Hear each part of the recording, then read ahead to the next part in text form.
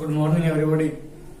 अभी तक हमने 9th साइंस के पहले chapter matter surrounding S evaporation और वेपराइजेशन के बारे में पढ़ लिया था। वाष्पीकरण क्या होता है या उबलना किसे कहते हैं, कवथना क्या होता है, ये तापमान से जुड़ी कुछ बातें हमने अभी तक पढ़ ली थी। लास्ट टर्म हमने इवापोरेशन पढ़ी थी। अब पढ़ते हैं फैक्टर्स अफेक्टिंग इवापोरेशन।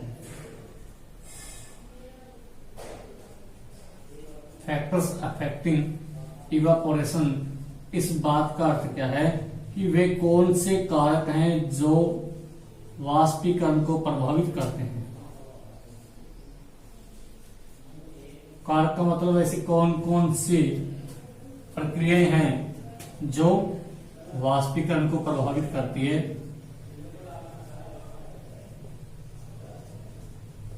तो अभी तक हमने पढ़ा था कि वाष्पीकरण क्या होता है कि किसी द्रव का अपने क्वथनांक तापमान पर जाने से पहले वाष्पित हो जाना, वाष्प बन के उड़ जाना वाष्पीकरण कहलाता है। फैक्टर्स अफेक्टिंग, तो पहली बात देखिए, हम घरों में कपड़े सुखाते हैं। कपड़े के सूखने का मतलब जो कपड़े, गीले कपड़े के अंदर जो जल होता है वो कहां चला जाता है, वो वाष्पित हो जाता है। और कभी ये देखा है कि गीले कपड़े को समेट करके रख दिया हो कि ये सूख जाएगा, हम उसको चित्रा के रखते हैं, फैला के रखते हैं। उसको फैलाने से क्या होता है, उसका क्षेत्रफल बढ़ जाता है, उस कपड़े का क्षेत्रफल बढ़ जाता है और बहुत जल्दी सूख जाता है। जल्दी सूखने का मतलब उसमें वाष्पीकरण की दर जो है वो बढ़ जाती है। तो पहला फैक्टर होता है सरफेस एरिया। सरफेस एरिया यानी वो जगह है जिसमें द्रव है, पृष्ठीय क्षेत्रफल।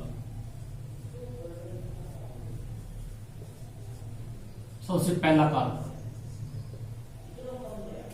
और सरफेस एरिया, हम कपड़े को फैला देते हैं, उसका क्षेत्रफल बढ़ जाता है तो कपड़ा जल्दी सूख जाता है।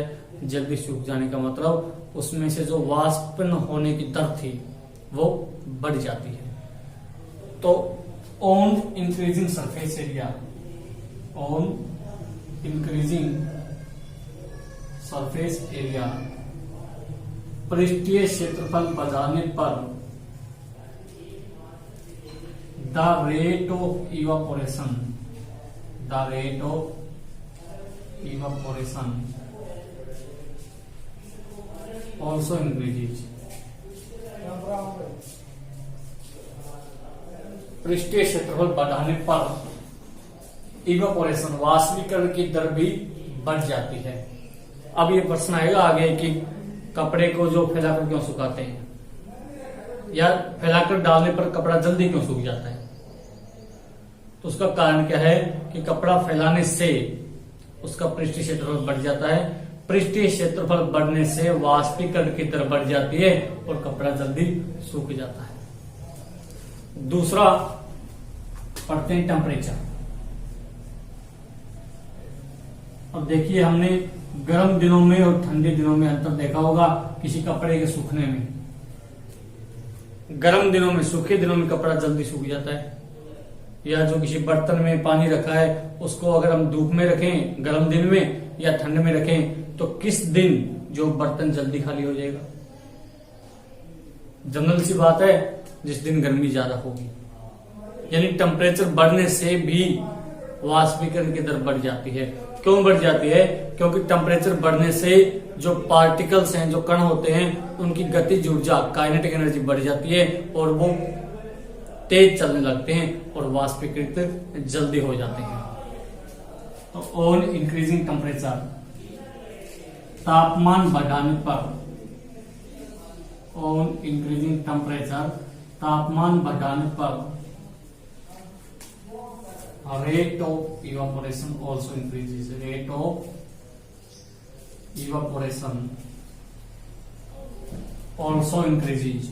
तापमान बढ़ाने पर वाष्पीकरण की दर भी बढ़ जाती है। अब देखिए तीसरा पॉइंट, तीसरा फैक्टर कौन सा होता है? स्पीड ऑफ वाइंड, हवा की गति, वायु की गति।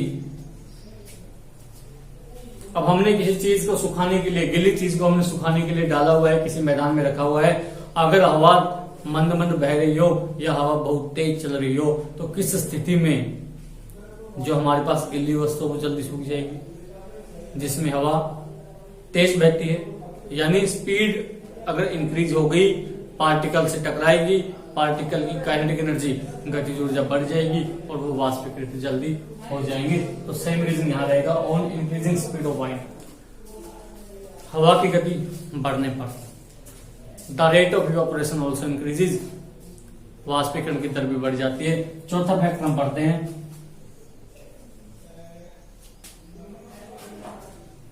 सरफेस एरिया पहला पढ़ लिया, टेम्परेचर दूसरा, स्पीड ऑफ वाइंड तीसरा। चौथा फैक्टर पढ़ते हैं increase in humidity, increase in humidity,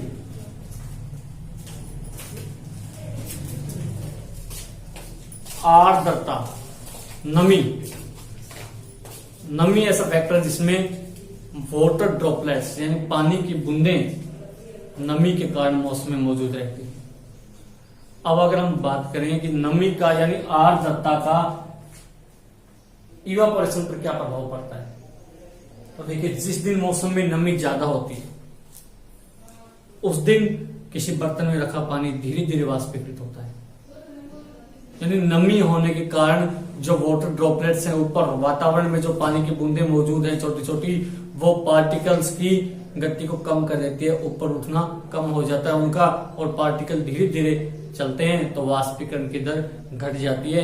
ये एक ऐसा फैक्टर है जो अगर इंक्रीज होगा यानी ह्यूमिडिटी में अगर बढ़ावा होगा तो इवापोरेशन कम हो जाएगी। बाकी तीनों फैक्टर में डायरेक्टली होगा, अगर एक चीज बढ़ती है तो दूसरी भी बढ़ जाएगी। Increase in humidity on the day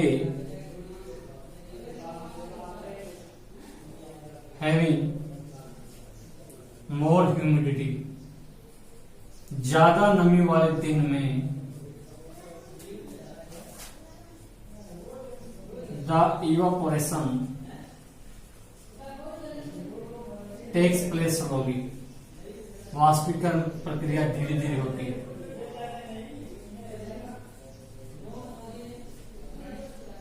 तो ये चार फैक्टर वाष्पीकरण के दर को प्रभावित करते हैं।